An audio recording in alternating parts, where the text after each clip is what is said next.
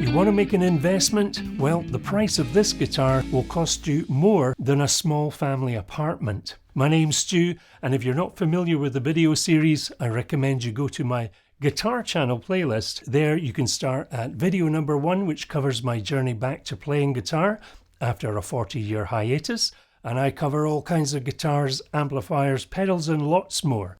And also, I'm continuing my recording journey, so do check out that channel, and please do subscribe to get notifications, hit the bell and so on, as it helps the algorithms for the channel. So this Q&A playlist, questions and answers, well, it's in answer to the many comments I've received, both in the comment section below and privately. And you can send me a private email if you'd like to, and that's at stuguitarchannel@gmail.com.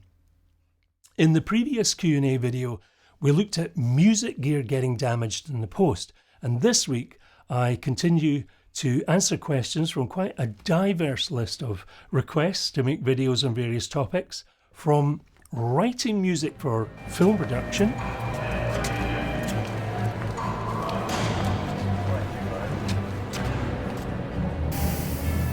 and other videos covering some pretty deep topics such as music and spirituality, a very common theme among musicians. And I'll also be looking at doing a comparison with a whole range of Stratocasters that will be here in the studio.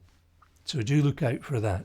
Now, this programme's topic is a look into the world of music gear as an investment. Is it? Or isn't it? And if it is, how do you approach this? Well, a bit further on in the video, we're going to take a look at guitars that sell from a few £1,000s to those with a price tag in the hundreds of thousands of pounds. So first point 1, when it comes to financial investments of any kind, you need to have a very good understanding of the area of investment.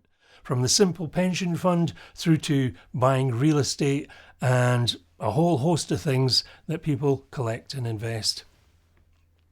Never go into anything with your eyes or ears closed.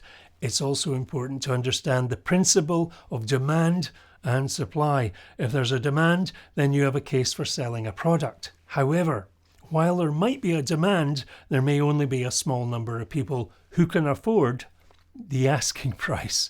And if the item for sale is not that rare, then this will of course affect the asking price. Another thing to consider is the rate of inflation.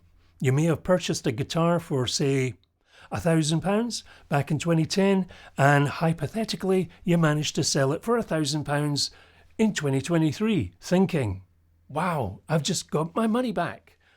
However, what needs to be taken into account is the rate of inflation. That £1,000 back in 2010 was actually worth a lot more than it is now. And that's why you'll often hear that the money you might want to save in the bank is actually devaluing. And that's because of the rate of inflation, the cost of living. So music gear, and specifically guitars, amplifiers and pedals, since this is the guitar channel, but of course you could easily include many instruments in this talk. If you follow various music gear channels, you'll often hear about guitars fetching very large sums of money, and of people on the lookout for rare guitars and amplifiers to add to their growing collection. So what's it all about? Point 2. People collect or invest in these items for different reasons, and so that's going to have a bearing on why one person will choose to purchase a piece of kit against someone else who has a very different outlook for the reason for their purchase. And because of that, this could easily be a very lengthy program, and for most that would be very boring, so we're going to keep things simple. This is a general overview. Now, as a way of explaining my own thinking when it comes to this kind of topic, having owned a marketing and advertising studio, I have worked for many professional investors, and I've filmed, photographed properties, paintings, wine cellars and classic cars, just to name but a few things that some people invest in. And as a professional filmmaker, Having bought a large amount of filming equipment over 35 plus years, I've always had an eye for resale value. In other words, when a piece of equipment is purchased, it's put to work immediately so that it pays for itself quickly. And then it's often sold or upgraded, thereby maximizing profits. In some cases, certain equipment can retain its value, and there are some that can even increase in value. Now, all of this in a commercial business setting is a typical business approach.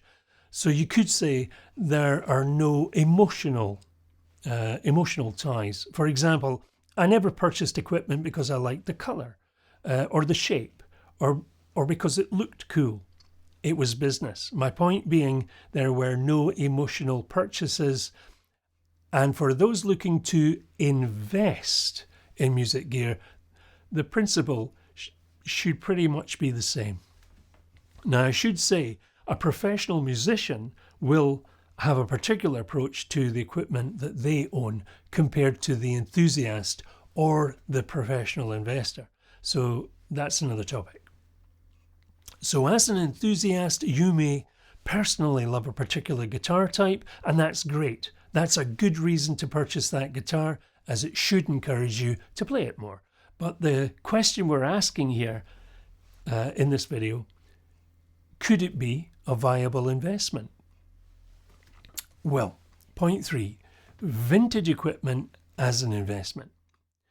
So the common form of professional investment regarding electric or acoustic guitars that have historical value, in other words, vintage classics, usually from manufacturers such as Fender, Gibson and Martin, to name probably the most common brands, with electric models generally produced from around the 1950s, 60s and 70s models starting to gain value as time marches on. But warning, this is a very specialised field because vintage guitars often come with so many questions, and here are just some of those things that you would need to consider before forking out what could be hundreds of thousands of pounds or dollars. Number 1, is the guitar in question genuine, and would you know? Have parts on the guitar been replaced? Would you know? Has there been a repair or even a complete refinish? Would you know? Is the guitar a fake? Would you know? Are there hidden issues that will continue to damage the wood? Would you know? Is the asking price way over value? Would you know? And is it stolen? Would you know? You know, these are just some of the basic points that you would need to confirm to avoid making such a mistake. There are, of course, a number of dealers and agents who specialise in the buying and selling of vintage music gear. But of course, you're going to pay a premium going down that route. But whatever you do make sure that you call more than one dealer.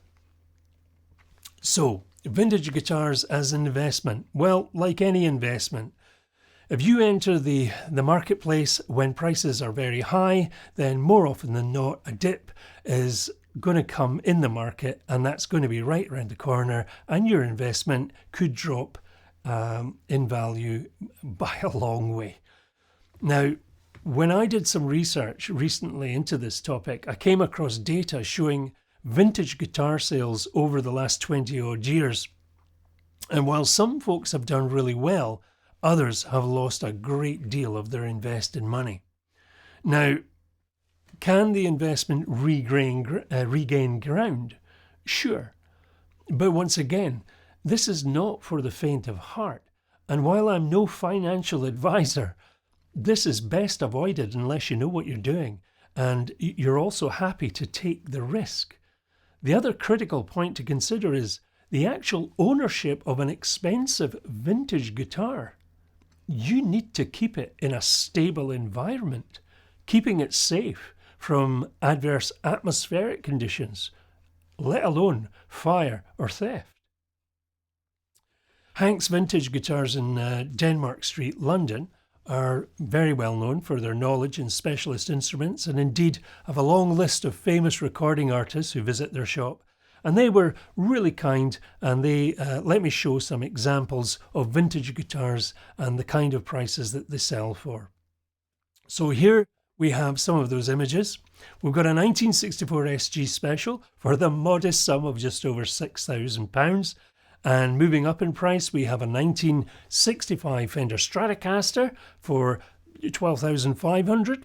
We have some lovely late 50s, early 60s Gibson semi-acoustics from around 15 to 16,000 a piece. And making a jump now, we have a 1953 Blackguard Fender Telecaster at £26,000. But things start to get much steeper, as we see here with this classic 1956 Gibson Les Paul Gold Top at £68,500. And then we jump further to another Les Paul, this time a 1958 standard model at £169,000. And yet another Les Paul, a 1959 Dubliner at £189,000. But it's not just guitars, of course. Here we see an old Vox AC15 from 1962 with the asking price of nearly £8,000. A Fender Tweed Twin from 1956 at £16,000. And here, an old effects pedal selling for £950. Now, I actually owned one of these branded Colour Sound pedals in the early 70s. And they were not very expensive at that time. In fact, I got rid of mine not long after buying it, as I thought it was, I just thought it was awful. Anyway, for those interested in vintage gear, look up your nearest vintage specialist dealer and do your homework. Certainly in the likes of the USA, there are many shops that specialise in such gear, such as Norman's Rare Guitars. And here in the UK, as I mentioned, Hank's Vintage Guitars, who provided me with these particular music gear images. Whatever you do, take sound advice from a number of sources. So point 4, new or more recent equipment as an investment. If you purchase a new guitar at full retail and it's a standard model where there's a lot of them have been made, then it's highly unlikely that guitar will ever be an investment. It will simply devalue year on year, and generally it'll bottom out at a particular price point.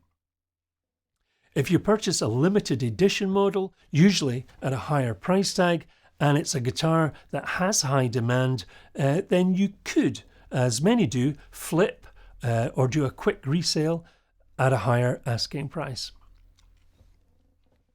This is a risk, and once again, folks that do this generally do this for a living or a side business. They know what they're doing. In some cases, you could get a deal on a new guitar model, and as I mentioned before, as long as there are not too many made of that particular model and you keep it in good condition, it may fetch more than you paid for it in the future. Particularly if it gains in popularity. So back to supply where there is a demand. Of course, you could argue that guitars may lose popularity in future years. For example, I remember back in the late 70s, early 80s, when many thought that the new world of synthesizers and electronic music was going to revolutionize the music world. The death of the guitar as we knew it. Well, now we know that wasn't true. But of course, in regard to future trends, well, that would just be speculation. So in closing, guitars, amplifiers, pedals and other music gear as investments. Yes, certain items, they may hold their value, some may increase in value. For most products, this will not be the case. And for the professional investor, well, that's a very different world. And as mentioned before, that person needs to know the business well or contracts an agent to do the work for them. In general, for the average enthusiast, If you're using the gear to create music, then that should be your priority. For the person who loves the hobby of collecting and tinkering, then enjoy. And if you do end up selling something for more than you paid for it, well, good on you. Now you've got something to spend your money on, something else. So I hope that proved to be helpful. Do comment below and let others know of your experiences if you've managed to make a good investment in a piece of gear. In the next Q&A video, we'll take a look at another question that was asked, and that was writing music for film and TV, with an interview from one composer that I work with on various projects. And once again, do check out my 40-year return to guitar journey videos and the journey of recording, because I think you will find them interesting. Please do subscribe to get notified, ring the bell and so on, as it helps the channel. And please do share your own experiences below, whether a newcomer, an ongoing player, or like me, an old hand returning to guitar playing. I'll always take time to engage with folks who take time to comment. So, until next time, the journey continues. Take care.